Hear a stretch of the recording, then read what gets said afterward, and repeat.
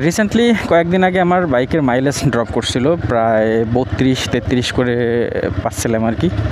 তো তখন হঠাৎ খুব চিন্তিত হয়েছিলাম যে এরকম করে এতটা পরিমাণে মাইলেজ ড্রপ করলো, ব্যাপারটা মোটেও ভালো না। তো তারপর হচ্ছে পরবর্তী দিনে আমি সার্ভিসিং করাইলাম বাইক।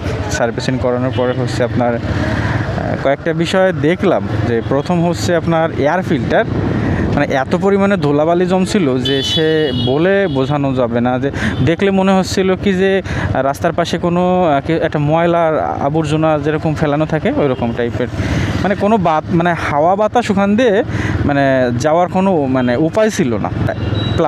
প্লাগটাও এত পরিমাণে পুড়ে গেছিলো, মানে কি বলবো, প্লাগের পাশে যে ওই যে সিরামিক্স টাইপের বা অন্য সাদা সাদা থাকে না, ওইটা নামটা ভুলে গেছি, যাই হোক ওইটা সহ পুড়ে গেছিলো।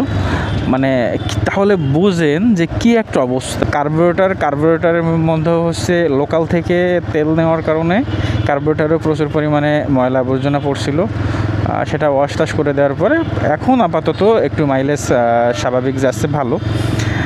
ভালো বলতে আমি মানে পুরোপুরি হচ্ছে দেখি নাই যে কত করে যায়। সে রিজার্ভে যে তেল থাকে সেটা দিয়ে আমার 120 থেকে 25, মাঝে মাঝে 30 কিলোমিটার পর্যন্ত মাইলেজ পাই আমি।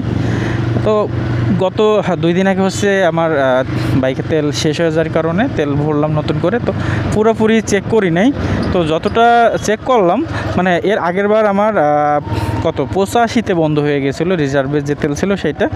তো মানে এর পরের বার আমি 105-এর মতন হচ্ছে চালাইলাম রিজার্ভে। তারপর হচ্ছে তেলের পাম্প থেকে তেল ভরছিলাম।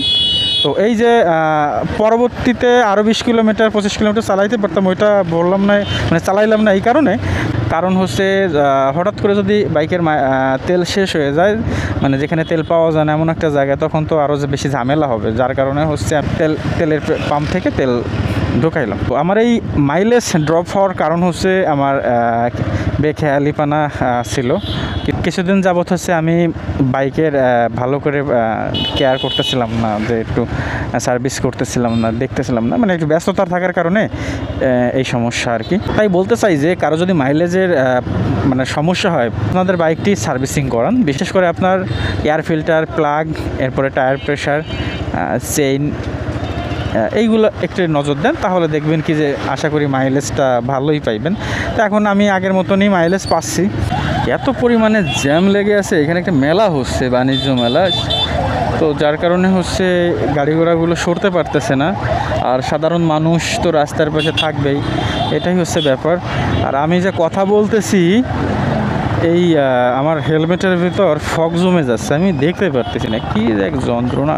আর লোকাল থেকে তেল কেনা এই ব্যাপারটা আসলে বাদ দেওয়া উচিত। মানে হয় না, চেষ্টা করি যে লোকাল থেকে টোটালি তেল কিনবো না। দেখা যাচ্ছে কি ফুল ট্যাঙ্কি তেল ঢোকাইছি, এরপরে হচ্ছে এমন একটা জায়গায় কমে গিয়েছে যেটার আশেপাশে মানে কোনো পেট্রোল পাম্প থাকে না। তখন মানে ইচ্ছা না থাকলেও ওই লোকাল থেকে তেল নিতে হয়। আর লোকাল থেকে তেল নিলে হচ্ছে ওই তেলের ভিতর ভেজাল থাকে, পানি থাকে, কেরোসিন ঢুকায় দেয়, এই অনেক কিছু ঝামেলা।